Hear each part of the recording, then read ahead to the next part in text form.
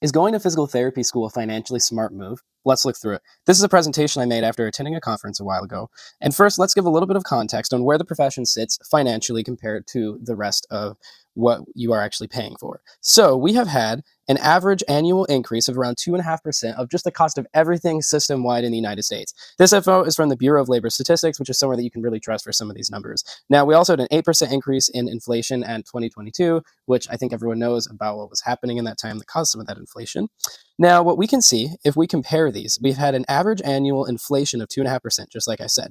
We have had in physical therapy an average annual wage increase of 2.95%. Now, what you want is these to be at least equal, indicating that the physical therapy profession's pay has matched inflation, which is pretty good. And so when you look at the numbers, in 2006, the average PT salary was 60 grand.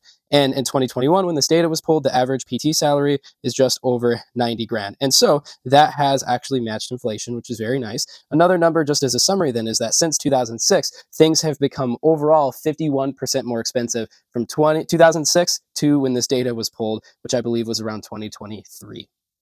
Now, if we look at the outlook of physical therapists in the US, what we see is that all jobs across every single job, there's around a 5% growth from 2021 to 2031. Now, what our PT profession or physical therapists see is a 17% projected job growth from 2021 to, and that should be 2031. And so 17% growth is really nice in a profession compared to the average of 5%. Now, the reason why we have that is because we have an aging population. And that aging population, as people get older, they require more physical therapy services. A larger percentage of the general population is 65 and older and will continue to be, which is why this career is growing a ton. Now for the most important number. The average student debt leaving PT school right now is $116,000.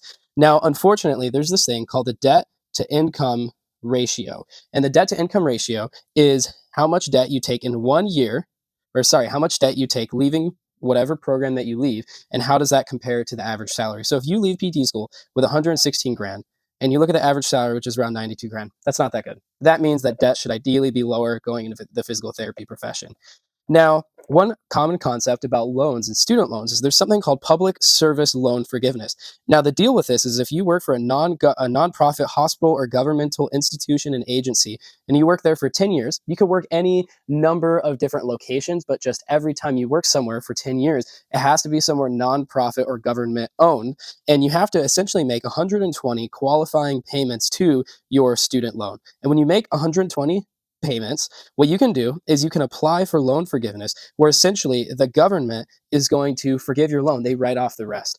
Now, one number I found shocking in this presentation is that 1.6 million people have applied for forgiveness. And as of June 2022, only about 12,500 people were actually approved. So there's something weird going on here that so many people are applying and only 12,500 have actually gotten their loans forgiven.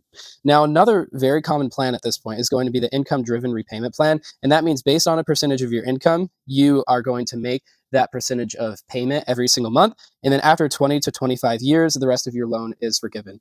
Now, these are strategies that essentially rely on some other organization paying off the rest of your loan. The third strategy is fully paying off your loan yourself. Now, the smartest way to do this is what's called a debt avalanche. A debt avalanche means that you pay off the loan with the highest interest rate first, regardless of what the balance is. And so let's look at this example here, right? And so we have a whole array of loans here. And if we look, this one for $30,000 has a 7% interest rate. That means that it is going to be growing the fastest. And the smartest thing is you pay this loan off first, because as you continue to pay off based on how the size of the interest rate, your loans, as you pay it off, as your total balance becomes smaller and smaller, they also grow slower and slower, so that you actually eventually end up essentially winning the race of paying off your student debt.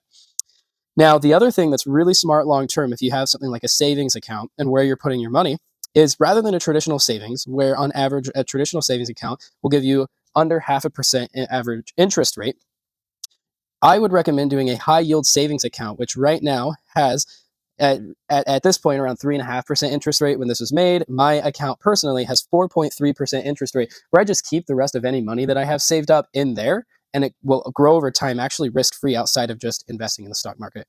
So that's some financial information about the PT profession. I hope that this is useful if you're considering becoming a physical therapist.